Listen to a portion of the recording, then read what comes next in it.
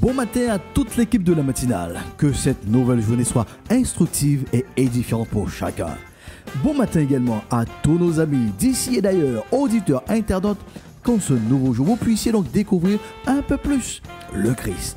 Non pas de point de vue religieux, ni théologique, mais comme un ami hors du commun, un ami toujours disponible, un ami toujours prêt à écouter, prêt à conseiller, prêt à accompagner dans chaque phase et chaque étape de la vie.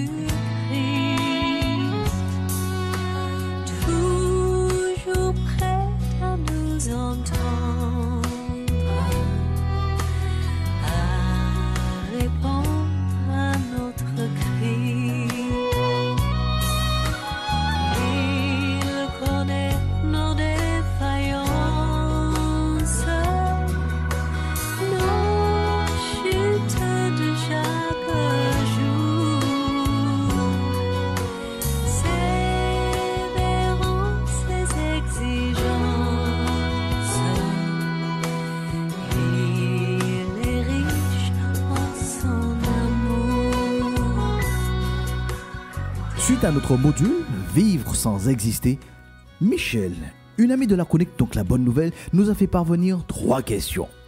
Je vous propose donc d'y répondre car certainement vous aussi, vous vous posez les mêmes questions. La première question, peut-on exister sans vivre ? Alors Michel, je te remercie donc pour cette première question qui nous permet donc de faire un petit rappel, tout en faisant donc le focus sur un point. Nous avions établi donc lors de notre dernière session ce triste constat. Nous vivons sans savoir que nous existons. Par contre, il est de notre responsabilité de changer l'ordre des choses. Que nous puissions donc exister, que nous existions et que nous vivions. Car vois-tu Michel, personne ne peut exister sans vivre. Personne ne peut trouver le sens, l'utilité, la destinée de sa vie et ne point mener une vie épanouie en paix avec le Dieu de la vie, avec lui-même et avec son prochain. Toute personne qui connaît sa valeur, qui accomplit sa mission, est donc dans sa destinée et mène donc une existence selon ce pourquoi le Dieu de la vie lui accorde donc le nombre de jours qui lui sont donc attribués. Il est intéressant donc de souligner ce jeu de mots. Quand nous vivons, sans savoir que nous existons, nous posons la question « Pourquoi je vis ?»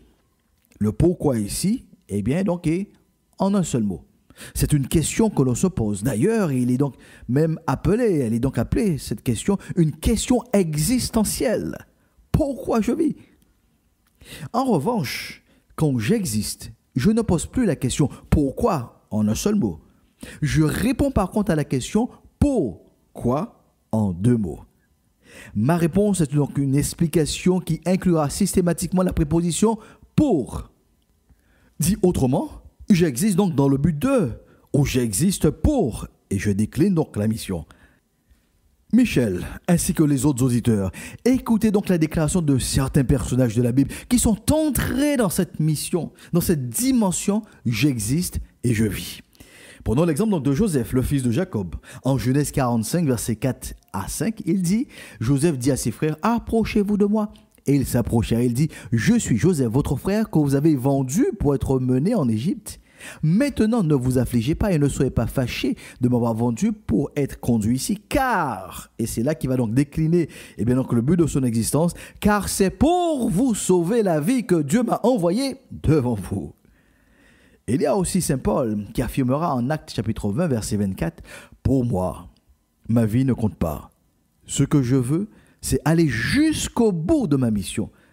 Je veux faire tout ce que le Seigneur m'a demandé, c'est-à-dire, et il décline donc maintenant le but de son existence, rendre témoignage à la bonne nouvelle de l'amour de Dieu. Chers amis de la chronique La Bonne Nouvelle, je prie que vous entriez, que vous soyez donc dans cette tranche de vie où vous pouvez affirmer avec certitude, j'existe pour, et vous déclinez donc la mission que vous devez donc accomplir. La deuxième question de notre ami Michel nous pose donc un peu plus dans nos retranchements. Voici donc la deuxième question. Peut-on exister et vivre sans agir, sans passer à l'action? Quelle question! Alors, je me suis demandé si Michel ne nous a pas refilé donc le sujet de philo qu'elle avait donc au bac.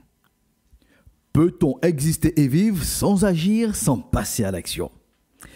En y réfléchissant, je ferai donc une entorse à la règle en répondant à cette question par des questions. Alors, peut-on imaginer que des oiseaux ne volent plus? Peut-on concevoir que le soleil ne donne plus de sa chaleur? Peut-on imaginer une terre sans océan? Et d'ailleurs, sur ce point, ce serait donc la fin de la vie sur la terre en quelques semaines. D'un peu plus proche de nous, que serait donc l'histoire de la Guadeloupe si Delgrès, Ignace et Solitude n'avaient pas accompli leur destinée? Que serait donc devenu Martin Luther King, Barack Obama, si Rosa Parks avait accepté pour la énième fois de laisser sa place dans le bus? Une dernière question. Que serait le monde aujourd'hui si Dieu n'avait pas manifesté son amour en envoyant son Fils sur la terre? Je pense que vous avez donc saisi le sens de ces questions. Leur point commun. Toutes ces personnes qui ont compris, qui ont saisi le sens de leur destinée, si elles n'avaient pas fait corps avec ce fameux pourquoi, en deux mots, ils auraient failli à la mission. Le cours de l'histoire et ses retombées auraient été tout autre. Michel, à ta question, peut-on exister et vivre sans agir, sans passer donc à l'action? Comprenons donc bien que ce sont donc les actions qui témoignent de notre destinée. Avez-vous déjà entendu cette expression? Si tu n'existais pas, il aurait fallu te créer. Qu'est-ce que cela veut dire? Nous devons entendre, comprendre et surtout intégrer que chaque élément de la création a une raison d'exister, donc une mission. Si les arbres fruitiers n'existaient pas, il nous aurait manqué bien des apports dans notre alimentation. Et si nous adaptions la question à vous, madame, et à vous, monsieur, si vous n'accomplissez pas la mission de votre destinée, de quoi privez-vous votre famille? De quoi privez-vous votre pays? De quoi privez-vous même l'histoire de l'humanité? En conclusion, donc, une existence est le produit d'un accomplissement et tout accomplissement passe par des actions menées à petite échelle, en miniature, un jour à la fois. Donc, Michel, personne ne peut exister et vivre sans action, sans agir. Alors, en m'inspirant bien donc de l'histoire de Josué, je rajouterai 2 bonus donc sur ce point. Après la mort de Moïse, Josué est appelé donc à une mission bien spéciale, faire le peuple entrer dans la terre promise.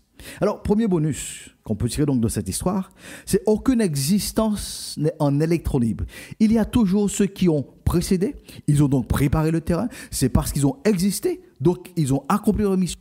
Qu'aujourd'hui, vous et moi, nous devons exister.